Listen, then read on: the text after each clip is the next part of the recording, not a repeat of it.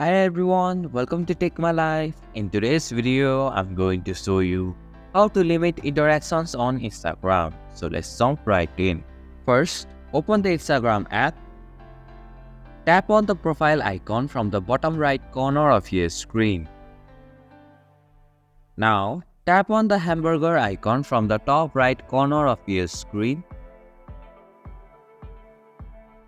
From the menu, find and tap on the Limit Interactions option.